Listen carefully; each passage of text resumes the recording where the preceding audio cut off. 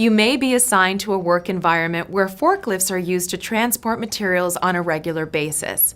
At a minimum, be sure to comply with the following safety practices. Always be aware of forklift traffic and remember that just because you can see and hear the driver doesn't mean they can see and hear you.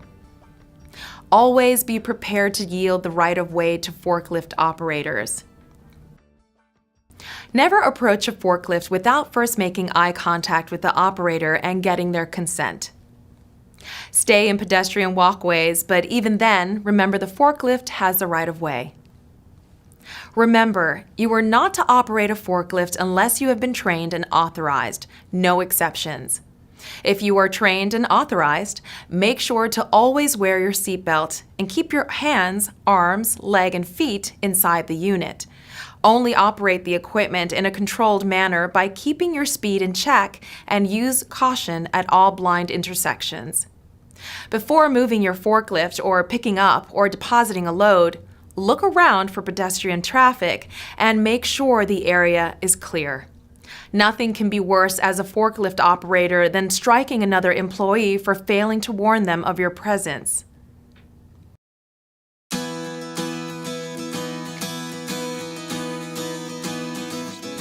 You should never, under any circumstances, attempt to lift more than 50 pounds without assistance. If an item is too heavy or awkward to lift by yourself, ask for help. When possible, use material handling equipment such as a pallet jack or hand truck to assist with any heavy lifting. Before you lift anything, you should begin your day by stretching your muscles, and then make sure you have a clear path to where you will set the item down. Most lifting should be performed in the safe zone, which is between your knees and shoulders. Lifting above shoulder height can cause strain and should be avoided. Ask for assistance in the handling or movement of pallets. Never try to lift or move a pallet stacked above your chest level out of the safe zone. If you need to lift something below the safe zone, plan the lift. Where does it need to go? And how far? Are there areas where the job can be replanned to reduce the lifting exposure? Make sure you move the load as close to your body as possible. The green zone. Limit the bending at your waist by bending more at your knees. Don't try to lift multiple items to finish a job faster, as this will place undue stress on your muscles. You want to concentrate on lifting with your leg muscles, not your back. Do not twist. Twisting your back when lifting places undue stress on your spine and back. Instead of twisting, lift the item. Pivot your feet in the direction you need to go, then set the item down.